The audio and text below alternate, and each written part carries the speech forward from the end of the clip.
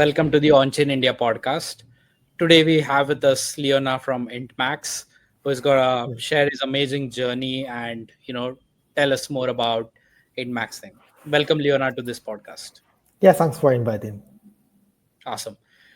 Leona, let's start with your Web3 journey on how did you end up in this space, and what was that initial motivating factor to see blockchain as next big thing.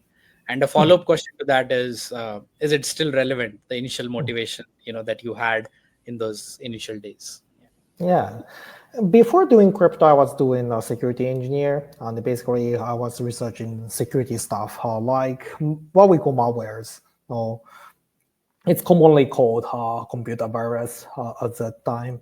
And no, I was my expertise was how to kind of make or analyze virus in a kind of white hacking way, in a safer way, or kind of not using for bad things, or it's how to resist bad things happened caused by computer viruses or malwares.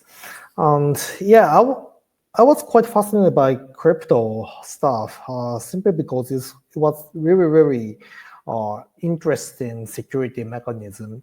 And also the DAO hack was one of the really weird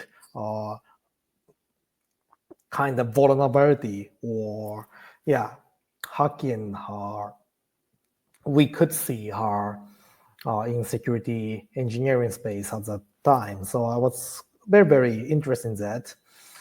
And in general, I was really interested in how to scale blockchain in a safer way, or how to maintain the security of blockchain when we scale it. And after I joined in crypto, I could not bear the fact that blockchain is the most inefficient database in this world. So blockchain is most secured and the most backed up database in this world. At the same time, it was the most inefficient database in this world, because there are over 10,000 or 20,000 nodes are doing exactly same things at the same time. So it was heavily backup, but it's really, really inefficient. So how to scale that without compromising that high level of security? This was the most interesting things for me to kind of put my 20s at the moment. It was like and I joined Ethereum scaling space in 2018 officially in Plasma community, Plasma researching group. And it was a very, very good day because the Plasma space, all the smart people in Ethereum space gathering in Plasma at the time. And I was quite fascinated by that. And at the same time, I had a really huge failure or kind of, huge failure in my life, because Plasma was quite hard to achieve at the time, and most of people moved to rollups. And then in 2021, I got the idea to scale up Ethereum with the hybrid approach of Plasma and rollup. Basically, it's more close to Plasma, but their security is just same as rollup, and it's happening right now. And I'm really, I've been longing this would happen for so long time. So I'm really happy to have our mainnet launch in next month. But anyway, this is a kind of summary of what I was doing in this space. Awesome. I think it's an amazing journey, and continuing on this. So, Leona, I want to go a bit more, detailed technically into Intmax, sort of journey. So, in terms of the different stateless architecture, which is used for, like traditional roll-up models and stuff, how do Intmax has positioned itself? And I mean, what are the advantages, especially more from the developer perspective, which they have more on, building it towards more on Intmax rather than traditional roll-ups? So 99.9% of blockchain and layouts are stateful. And the Intermaxes are quite yeah, it belongs to the minority part of this space, what we call stateless architecture. Stateless architecture is essentially free ourselves, users, from the burden of blockchains. I truly believe that it's ultimate scaling and ultimate architecture of blockchain. And there's a trade-off, of course. No, it's not about the superiority or inferiority against stateful systems. It's a trade-off. So the trade-off we are taking is like less functionality and more extreme scalability and privacy at the same time. So stateless architecture, they have really, really scalable. It's really scalable. Also it's private. Achieving both was quite difficult, but stateless architecture can achieve that. At the same time, we cannot have a really, really complex functionality like RV or Uniswap V3 style stuffs are in stateless architecture. And so this is a comparison between them. And Intmax is one of the most famous architecture in stateless system. Stateless architecture, basically users or clients do everything for themselves instead of nodes. So data preservation on some kind of computation is happening on client side. Completely stateless architecture make people do most of the computation on client side, including ZKP. And so that's the biggest difference. Anyway, we can provide the cheapest on the stable gas fee for payments or kind of less functional or simple use cases, and privacy at the same time. People like privacy sometimes. People like the stable, cheap fee sometimes. It depends on the situation, but we have kind of two kinds of demands at the same time. On the stateless architecture, I truly believe that it's one of the kind of it's a fundamental way to achieve them all. Yes. Awesome. Leona, just a follow-up question on what you did. I think founders in their initial journey, it's very hard to finalize on the idea, right? Because you get like a couple of okay, this idea will work, or there's a second idea which can work even more better. So during your initial journey of Intmax, when you were finalizing the concept, what was your thought process on finalizing? Hey, you know what, Intmax should do this. Can you tell if there's any playbook which other founders can learn from this? Yeah, it's interesting question. So it's not us or developer on Intmax, right? It's like if another founder follows the same way of Intmax, what happens? Something like that, right? Yeah, correct. Yeah. So it depends on their philosophy or value, in my opinion. So some people in this space don't care about kind of cryptography or no, let's say privacy. Let's say, and people are satisfied with their privacy right now, and they don't care about privacy. And some people want more privacy than now than before. This is a kind of dividing this space into two kind of people. If you don't care about privacy, yeah, of course, it's all about feeds and or kind of scalability. On scalability, many people cared about that, but essentially people don't care about that as well, simply because people don't care about security sometimes. The people can think about scaling blockchain just like putting more data on blockchain and then making more scalable with less nodes or kind of fewer number of nodes. And it's happening in this space often. So security and privacy, scalability. If one founder care about privacy and scalability, of course, stateless architecture is the ultimate conclusion they will take, no doubt.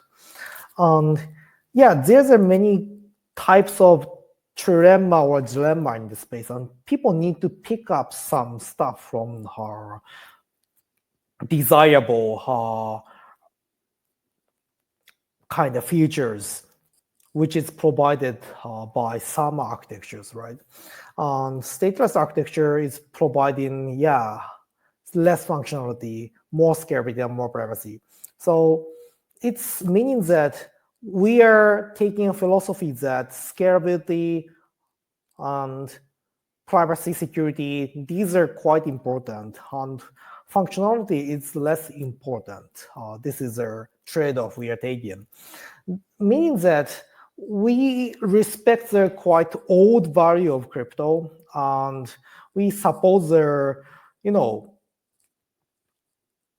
quite simple value on simple use cases like payments or simple trade or swap on these kind of stuff. And we don't chase extreme kind of tech art or tech experiment, which doesn't have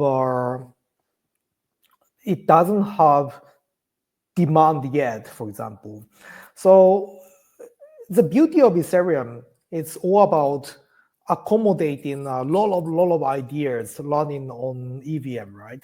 So somehow it's a bit contradicting, Intmax and Ethereum. But no, basically, I truly believe that Ethereum is the most important ledger in this world, and we need to scale that for the simple use cases and payments, and yeah, and privacy. And some people would say, no, we need more functionality, and these people should go rollups instead of stateful rollups instead of stateless rollups.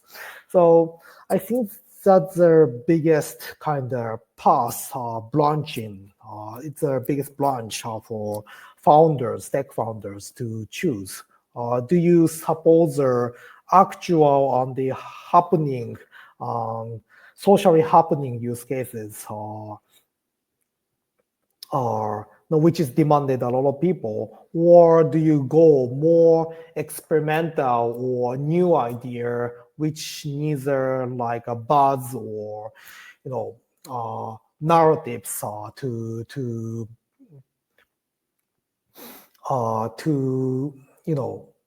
gain users or gain demands on chain. I think that's this is the biggest kind of branch we have for founders. Got it.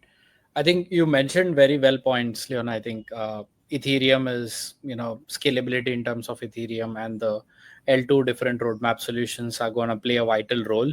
And I think it's the best ledger, right? I mean, there are tons of, applications, possibilities, and it's really going to be an amazing, next couple of years where we see a lot of interesting use cases, being developed on top of it.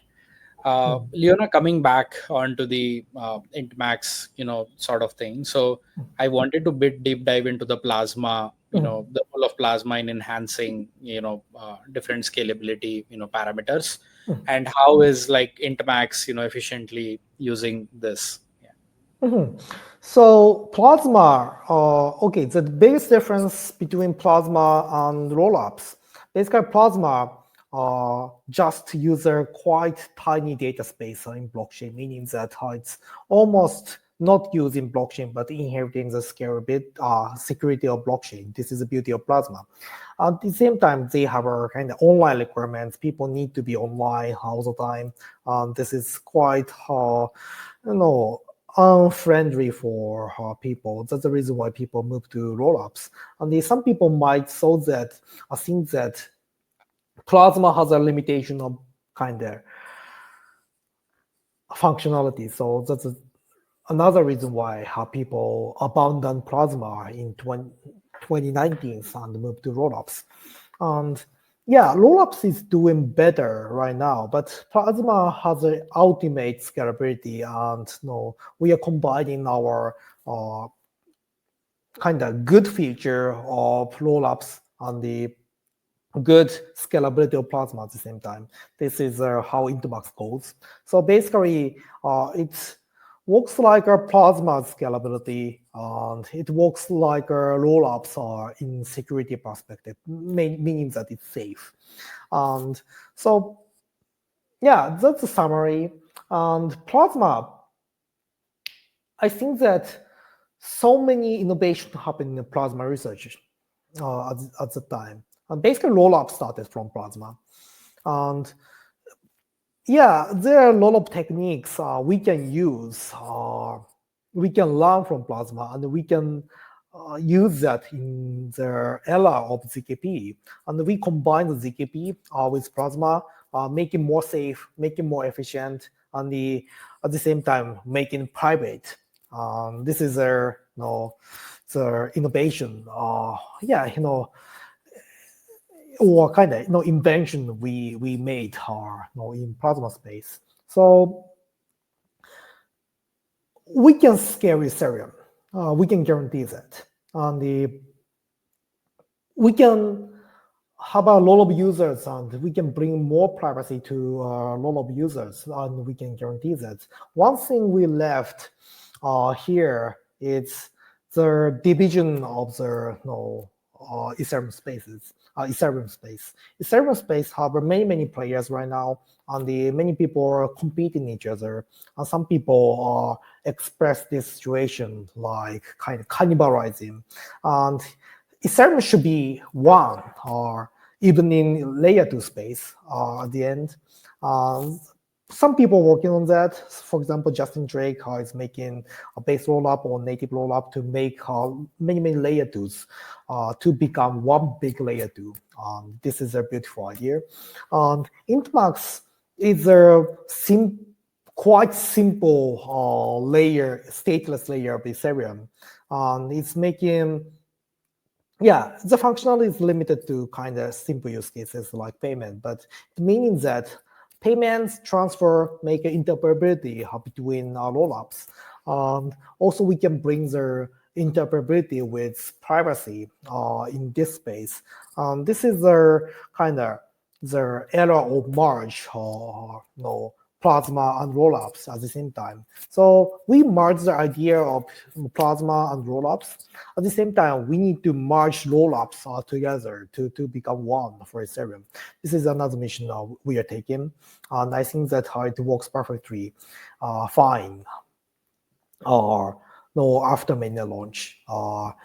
We bring the interoperability maybe 3 months later than the mainnet launch happening in next May. But yeah, basically we are working on that kind of simple issue fixing in Ethereum space. And yeah, so the situation of Plasma and rollups are in this space right now. Got it. Leona, one final question. I know this is like a short, sort of time, and Yeah. I mean there are so much of technical, details that we couldn't dive in. But as I said, we'll reserve for our next, sort of podcast going into much more detailed technical discussion. Currently, I think you guys are going for mainnet, which is an awesome news. How can developers and users, contribute to Intmax at this stage? What are different avenues, where they could have, interaction with the protocol? Yeah, it's quite simple. So if you have an app, which is not kind of dApps or contract app, you can use our payment system, introduce our payment system to your app. And basically it's making a extremely permissionless and cheap and scalable and private payments in your app. And I think that are, many are good feature we can bring into your app. And at the same time, if you are making dApps or contract application, I think that the biggest way to use Intmax is using Intmax deposit of your contract. So we are doing privacy mining, which is incentivizing our deposit and withdrawal to make depositors fund private. If you combine your deposit to your contract with Intmax, every single deposit and withdrawal will be like private. I think that is quite beautiful because a lot of people actually needs privacy. They don't scream about that, but they need privacy. They will feel comfortable when they get privacy. So everything in your app, it's quite open and exposed to blockchain explorers right now. And if you combine Intmax to your dApps or contract-based application, you can make your customers and users quite comfortable with a new type of privacy, what we call kind of socially kind of friendly privacy, which is with the AML kind of functionality, which is really decentralized. At the same time, you can have kind of almost permissionless privacy at the same time. And I think that we are preserving, and you can preserve your old value of crypto and the functionality of privacy with the current social manner, which is contradicting permissionless and the regulatory. I think that it's quite convenient for your dApps, in my opinion. Awesome. Cool. I think this has been like a fantastic conversation, Leona. I appreciate your time, and we're looking forward to Intmax mainnet journey, and hopefully we'll see a lot of developers and users, gaining excellence through your technological sort of innovations, and looking forward for our main next detailed podcast as well. Yeah, thanks so much, and I'm super happy to join this. And this was fantastic, and I wanna talk about more about the mainnet next time.